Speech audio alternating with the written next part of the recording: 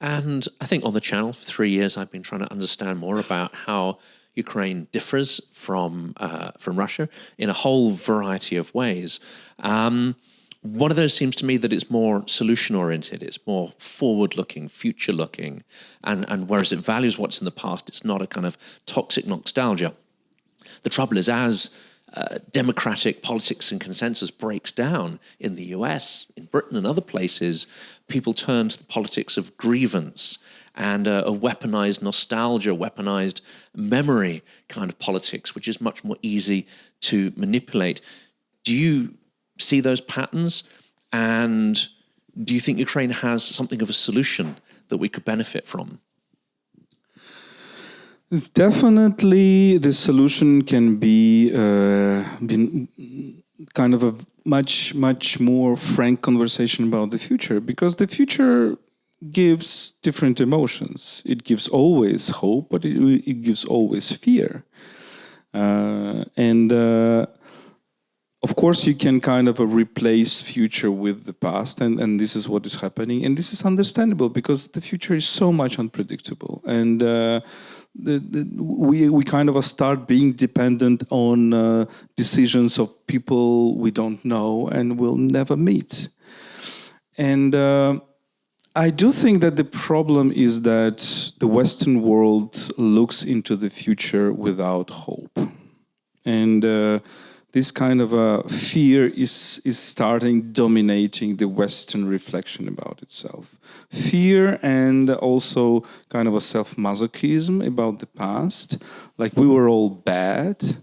The truth is that the West was not always bad and not always the worst. I mean, it's also kind of a reverse imperialism when you said in the 19th century, we are the best of everybody. Now you're saying we are the worst of everybody, you know?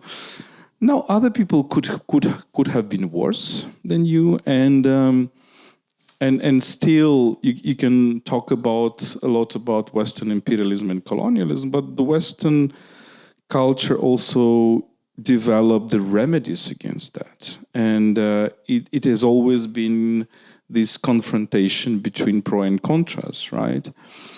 So I do think that there is a problem of the faith in itself in the West. My friends in the West are telling me that the West doesn't exist. I think that that's also a symptom of this problem. Because, of course, everybody is very fragmented. I'm very fragmented. You are very schizophrenic, I'm sure, so Jonathan, and I am very schizophrenic. You know, all of us are having different sets of individualities. Remember, we can behave in one way, and then we are so sorry about the way how we behave when we are in emotions, etc. There are different sets of individualities that we are working with ourselves, but doesn't mean that I'm saying that I do not exist or Jonathan do not exist or, no. Of course, we are very fragmented in ourselves, and our societies are very fragmented, but still there is something that unites them. And I do think this is important to stress this. I don't know how to bring this faith back. Well, I think that the only way to bring the faith back is to fight. And therefore, I always when I come to Germany, when I last came to Germany, I was saying in the conference about freedom and liberalism, freedom is not a warm bath. Frankly speaking, freedom, we have no guarantee that freedom exists. Freedom is a task. It comes sometimes. You can only feel it when you fight for it, because we are determined in so many ways. Freedom is not a given, is not a fact that we are born with, is a very something that on the horizon, and you probably at some point will feel that you're free. And the challenges are coming for Europe, and the way how you will respond to these challenges, I think you went through a very, very mostly well, I think, with COVID, but COVID, you don't see this anyway. It's too microscopical, and it doesn't really demand from you. It's demand from you kind of a self-restriction. It demands certain level of asceticism. It demands certain level of management, but not the idea of fight. Now, increasingly, you will probably need to open this emotion of fight against the enemy. Whether you will succeed or not, I don't know. But it's only through fight that you regain the faith in yourself. But what do you mean by fight? Could you explain a little bit more on what is included there? Fight is a situation when you understand that you can lose something, and that the opponent that takes this something from you is stronger than yourself. I always saying that look who were called the heroes in the Greek age. The Greek, like Heracles and Achilles and all this stuff, Odysseus. The heroes were those who, in particular Heracles, was those who were fighting it against something that is bigger than themselves and stronger than them.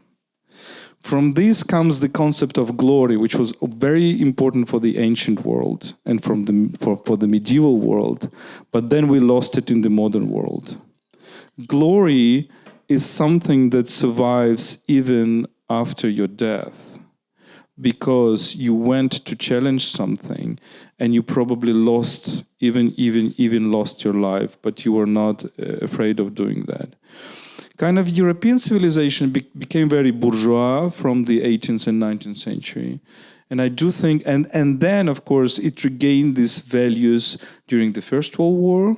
Then they were transformed sometimes in a very nasty way in the Second World War. And then Europe said, okay, let's remove everything from that. Let's talk not about heroes, but about the victims. Because the war is about victims, we should commemorate the victims. And it's true, you should commemorate the victims. And that's another extreme that the Russian ideology went. Because the Russian ideology was only about heroes and Великая Отечественная война, etc. Of course, we need to combine that. We need to talk both about victims, but also about heroes. Not in these pathetic terms like hero, sometimes used. Again, my definition of this word is that it's somebody who is challenging something that is stronger than yourself. And while going on this confrontation with what is stronger than yourself, you enter this emotion of glory. It sounds almost like the sort of struggle of the body against infections, that you cannot have vibrant democracy unless you also have its nemesis, which is the absence of it. Somewhere you can look and say, well, that's the void. That's what happens when this is absent. And only that way you can understand the mechanics of it and keep reinvigorating them. Well, we will see. Probably these tyrannical things, authoritarian things that are coming right now in Europe, it might be the death of Europe, and then we will enter the world of tyrannies and new imperialisms, and believe me, it will be very bad. Or it will be kind of this injection, this Pfizer dose against this COVID of totalitarianism, of new autocracy. And maybe it will help your societies to get better. We don't know. We don't know because the 21st century can be a century of new decolonization, de-imperialization. The Russian Empire will fall and the Chinese Empire will not be able to take over. But it can be also a century of re-imperialization. I'm always repeating that the danger is there, and we can be in the world where basically on the ruins of empires there are not republics and democracies but other empires. And I'm sorry to say that, but this is the law of history. This happened much more often than the democratization, but it doesn't mean that the battle is over. It sounds like it's almost a very difficult path. It's either Orwell and a boot stamping on a human face forever in 1984, or you're the world of Aldous Huxley and a kind of dictatorship of consumerism. But we need to find a path between those two alternative tyrannies. Yeah, the consumerism, look, the danger of consumerism is that it gives you fake freedom. It gives you an illusion of freedom, like... What is freedom? I can watch a Netflix movie, or I can buy a new phone, I can buy a new car. Is that freedom? When other than that, you are basically prohibited from saying something that you think, or doing something that you believe in? Is it and the problem, this is an argument of Anne Applebaum in her latest book, Autocracies Incorporated, and I think this is a very good argument. We have a podcast with her about that on UkraineWorld, that she kind of while Hannah Arendt beautifully made the distinction between totalitarianism and the classical tyrannies. I don't want to go into that. I think Anne is doing like the next step of differentiating between these consumer autocracies, which kind of gives you an illusion of freedom, which doesn't really control you in that way like Stalinism was controlling you, or fascism or Nazism. It kind of gives you a fake freedom, but then gives very, very, very, very big restrictions on that. And primarily, which tells you exactly who is the boss and that you will suffer if you do not do certain things. Yeah, I think it's a very dangerous world. Returning to your previous point, I was wondering if you're talking about fight with something that is stronger than you, can we just then say that there's a risk of democracies simply becoming sort of the negation of empire? Look, the concept of empire is a difficult one. You can say you can have republics which are also empires, right? So America is probably a republic which is an empire, republic inside, but empire outside. I mean, medieval Venice was probably an example of that. And that's a very there is a question what EU is, for example, right? Because my definition of empire is something that has a clear center but doesn't have borders because it wants to expand. While republic is something that has clear-cut borders but doesn't have a center because it's plural. But then what is European Union? It's kind of a combination of both because it certainly doesn't have a clear center. We still don't have a phone number to call the European Union, so Kissinger's wish is still not fulfilled. But I'm sure that Europe will only survive when it continues to expand. But Europe is expanding in values, not through military terms. It becomes attractive, and I do think that what we had in 2010s, all these, revolutions, what is called Arab Spring, which is not Arab Spring, but which is kind of a cycle of revolutions, which is a kind of people do not look at it through the whole perspective because there is Georgia, Ukraine, Moldova, Kyrgyzstan, then there is, Lebanon, Syria, and there is Algeria and Tunisia. And this is all part of the same process. I think this is the values of these individual rights, community rights, which go beyond Europe, which not necessarily produce good things at this moment, which probably are defeated. And right now we see all these revolutions defeated. And Ukraine is one of the only who is fighting with the military invasion because of that. But this is what Europe still don't understand, that it continues to expand. It continues to expand. The values are expanding, despite the fact that Europe doesn't want it really. And so it's a kind of a tricky thing. I'm not saying that empire is bad, the republic is good. You can have different sets of things. But what is really bad is those empires which are Russian empire, which are empires both within tyrannies and as empires outside. By which I mean that there is no horizontality.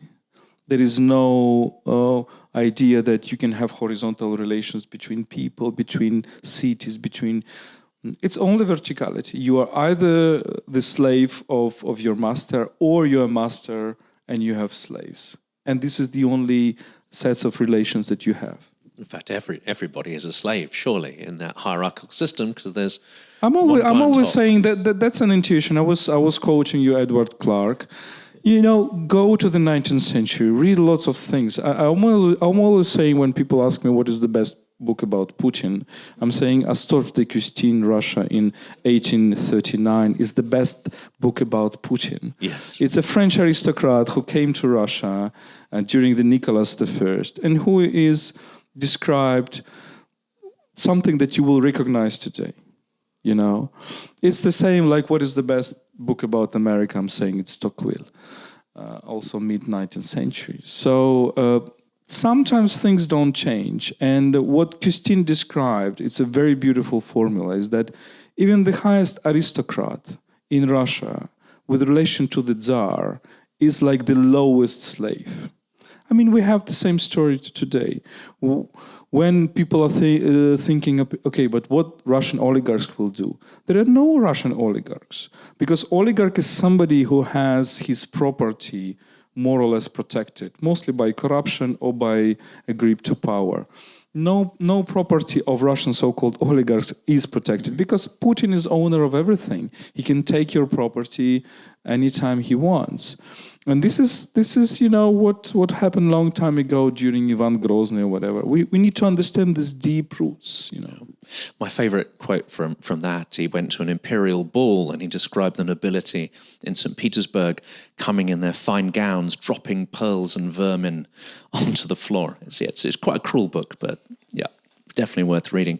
I think this last very quick question before we go to the Q&A. So this is like addressing the elephant in the room, in a sense. I mean, something that we could not just meet today, because it influences the work of like half of the people probably present in this room and who will be watching us online. So we talk a lot about representation, about power, and like people we don't know whose decisions influence us. So there is a decision that's influenced Ukrainian NGO sector just in the last couple of days, with the suspension of funding for 90 days following Trump's decision to do sort of audit of where the money is going. And I'm wondering, well, what's your take on that? What it means in the global set of things, and if we have decisions of that sort, what does it mean for the general balance of power in the world? And also, I wanted to add Georgia in there as well. Could this tip the balance towards Georgia Dream and really damage civic society that is resisting? Well, I cannot forecast the future. It's definitely that this unpredictability and the ability to adapt, which Ukrainians are very strong at. So I think it's currently one of our key virtues, this ability to adapt, adaptability. About American aid, I do have the impression that it's like punishing the victim that is already bleeding. It's like you come to a wounded person, and instead of helping this wounded person, you just take a purse and take the clothes and whatever. So it's definitely bad things. But I'm seeing how Ukrainian media, how Ukrainian civil society organizations are reacting to that. Well, adaptability is, I think, one of the key virtues. But Americans need to understand, and Europeans need to understand, that all this assistance which is coming here is basically driven by values. It's driven by a certain understanding what is good and what is bad. And basically, the key understanding is that you actually need to empower those people, those groups, those citizens who are probably less empowered. And I think this is one of the values of what we are calling democracy, is not living in a society where the strongest takes it all, where the power believes to the strongest. Now, unfortunately, yes, with Trump, we see that this idea that strength is the key argument, and that it's basically coming back to the social Darwinism that was ruling in the late 19th century and early 20th century. And basically we know to what it leads, to what results it might lead. Because if you are in the logic of social Darwinism, meaning that kind of, it's what I call zoopolitics, Russian zoopolitics in 2014. If you are in this logic that human society is about battle of beasts and animals and showing who is the strongest, then it will necessarily end with very, very big conflicts and all around the world. Because basically you will find those big beasts who are fighting between each other. And of course, this worries me very much.